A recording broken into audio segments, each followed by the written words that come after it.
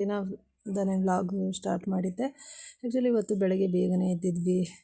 ದಿನ ಒಂದು 5:30 ಹಂಗೆ ಹೇಳ್ತಾಯಿದ್ವಿ, ಇವತ್ತೊಂದು 4:30 ಹಂಗೆ ಎದ್ದಿದ್ವಿ. ಆ್ಯಕ್ಚುಲಿ ಏನಕ್ಕೆ ಅಂದರೆ ಇವತ್ತು ನನ್ನ ಮಗನ ಸ್ಕೂಲಲ್ಲಿ ಸ್ಕೌಟ್ಸ್ ಕಡೆಯಿಂದ ವಿಧಾನಸೌಧದಲ್ಲಿ ಎನ್ವೈರನ್ಮೆಂಟ್ ಡೇ ಪ್ರೋಗ್ರಾಮ್ ಇತ್ತು. ಅದಕ್ಕೋಸ್ಕರ ಅವನಿಗೆ ಸ್ಕೂಲಲ್ಲಿ 6 to 6:15 ಒಳಗಡೆ ಬರಬೇಕಂತ ಹೇಳಿದ್ರು. ಅದರಿಂದ ಅವನ್ನ ರೆಡಿ ಮಾಡೋಕ್ಕೋಸ್ಕರ ಬೇಗನೆ ಎದ್ವಿ. ಆ್ಯಕ್ಚುಲಿ ನೈಟ್ ಅವನು ಬೇಗನೆ ಮಲ್ಕೊಂಡಿದ್ದ. ಡೈಲಿ ಬೇಗ ಮಲಗಲ್ಲ ಅವನು. ಇವತ್ತು ಬೇಗ ಮಲ್ಕೊಂಡು ಅವನಿಗೆ ಎಲ್ಲ ಮಕ್ಕಳಿಗೂ ಹಾಗೆ ಎಲ್ಲಿಗಾರೆ ಹೋಗಬೇಕು ಅಂದರೆ ಬೇಗ ಎಚ್ಚರ ಆಗುತ್ತೆ. ಹಾಗೆ ಕೂಡ ಬೇಗ ಮಲಗಿಸಿ ಬೇಗ ಎಬ್ಬಿಸಿದೆ ಇವತ್ತು. ಅವನು ಸ್ನಾನ ಮಾಡಿ ರೆಡಿಯಾಗಿ ಫ್ರೆಶ್ ಆಗಿ ಒಂದು ಸ್ವಲ್ಪ ಸ್ನ್ಯಾಕ್ಸ್ ಎಲ್ಲ ತೊಗೊಂಡು ವಾಟರ್ ಬಾಟ್ಲು ಎಲ್ಲ ತರಕ್ಕೆ ಹೇಳಿದರು. ಆ್ಯಕ್ಚುಲಿ ಫುಡ್ಡೆಲ್ಲ ಅಲ್ಲೇ ಇತ್ತು ಅಂತ ಹೇಳಿದರು. ಸ್ನ್ಯಾಕ್ಸ್ ಎಲ್ಲ ತೊಗೊಂಬನ್ನಿ ಅಂತ ಹೇಳಿದರು. ಅದೇ ರೀತಿ ಚೋಕೋಸ್ ಎಲ್ಲ ತಿಂದುಬಿಟ್ಟು ರೆಡಿಯಾಗಿ ಸ್ಕೂಲಿಗೆ ಹೊರಟಿದ್ದಾನೆ ಇವತ್ತು ಬೇಗನೆ.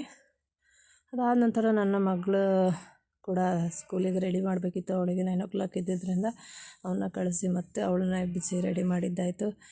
ನಾನು ಒಂದು ಸ್ವಲ್ಪ ದೋಸೆ ತಿಂದು ಮನೇಲಿ ಸ್ವಲ್ಪ ಕೆಲಸಗಳೆಲ್ಲ ಪೆಂಡಿಂಗ್ ಇತ್ತು. ಯಾವಾಗಲೂ ನಾನು ಜೀರಿಗೆ ಪೌಡ್ರು ಆಮೇಲೆ ಮೆಣಸಿನಕಾಳಿನ ಪೌಡ್ರೆಲ್ಲ ಮಾಡಿ ಇಟ್ಕೊತೀನಿ ಯಾವಾಗಲೂ. ಅದು ಖಾಲಿಯಾಗಿತ್ತು, ಅದನ್ನು ಇವತ್ತು ಮಾಡೋಣ ಅಂದ್ಕೊಂಡೆ. ಇದು ನೋಡಿ ಅವರೇ ಬೇಳೆ ತಂದಿಟ್ಟಿದ್ದೆ. ಆ್ಯಕ್ಚುಲಿ ಅದು ತುಂಬ ದಿನದಿಂದ ಇತ್ತು. ಅದು ಹಸಿ ಅವರೇ ಕಾಳು ಮಾಡಿ ಅಭ್ಯಾಸ ಇದೆ, ಇದು ಮಾಡಿ ಅಭ್ಯಾಸ ಇಲ್ಲ. ಅವರೇ ಬೇಳೆನ ನೆನೆ ಹಾಕಿದ್ದೀನಿ. ಏನು ಮಾಡೋದು ಅಂತ ಆಮೇಲೆ ಪ್ಲ್ಯಾನ್ ಮಾಡೋಣ ಅಂತ ಅಂದ್ಕೊಂಡು, ಅದೇ ರೀತಿ ನಾನು ಜೀರಿಗೆನ ಯಾವಾಗಲೂ ಹುರಿದು ಬಾಕ್ಸಿಗೆ ಹಾಕಿಟ್ಟಿಟ್ಕೊಂಡಿರ್ತೀನಿ. ಏನಕ್ಕಂದರೆ ಮರುದಿನ ಬೆಳಗ್ಗೆ ನನಗೆ ಮಾರ್ನಿಂಗ್ ಟೈಮ್ ಎದ್ದು ಕೂಡಲೇ ನಮ್ಮ ಮನೇಲಿ ಜೀರಿಗೆ ಕಾಫಿ ಮಾಡಿ ಕುಡಿತಾ ಇರ್ತೀವಿ. ಎಲ್ಲರೂ ಕೂಡ ಅಷ್ಟೇ, ಸ್ವಲ್ಪ ಸ್ವಲ್ಪ ಒಂದೊಂದೇ ಕುಡಿತೀವಿ, ಒಂದೊಂದು ದಿನ ಬೇರೆ ಬೇರೆ ಕಾಫಿ ಮಾಡಿ ಕುಡ್ಕೊತೀವಿ. ಬಟ್ ಇದು ಕೂಡ ಜೀರಿಗೆ ತುಂಬ ಬೆಸ್ಟು. ಹೊಟ್ಟೆ ನೋವು ಇರ್ಬೋದು, ಗ್ಯಾಸ್ಟ್ರಿಕ್ ಇರ್ಬೋದು, ತುಂಬ ಒಳ್ಳೆಯ ಮನೆಮದ್ದು ಅಂತ ಅಂದ್ಕೊಬೋದು. ಕೆಲವರು ಬಂದು ನೈಟ್ ಜೀರಿಗೆನ ನೆನೆಸ್ಬಿಟ್ಟು ಬೆಳಗ್ಗೆ ಮಾಡ್ಕೊತಾರೆ. ಹಾಗೂ ಮಾಡ್ಬೋದು, ಈ ಥರನೂ ಮಾಡ್ಬೋದು.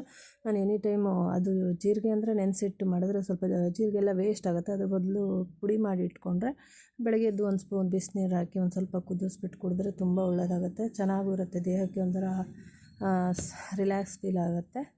ಅದೇ ರೀತಿ ಇದು ಮೆಣಸಿನಕಾಳು, ಅದು ಕೂಡ ಹಿಟ್ಟು ಖಾಲಿಯಾಗಿತ್ತು. ಆ್ಯಕ್ಚುಲಿ ಅದು ನಮ್ಮೂರಿಂದ ತಂದಿರೋದು. ಆ್ಯಕ್ಚುಲಿ ಇದು ಬಿಳಿ ಕಾಳು, ಕಪ್ಪು ಕಾಳು ಅಂತ ಹೇಳ್ತೀವಿ, ಎರಡು ಕೂಡ ಮಿಕ್ಸ್ ಇದೆ. ಅದನ್ನು ನಾನು ಡೈಲಿ ಯೂಸ್ಗೋಸ್ಕರ ಹುರಿದ್ಬಿಟ್ಟು ಸ್ವಲ್ಪ ಪುಡಿ ಮಾಡಿ ಇಟ್ಕೊಂಡಿರ್ತೀನಿ.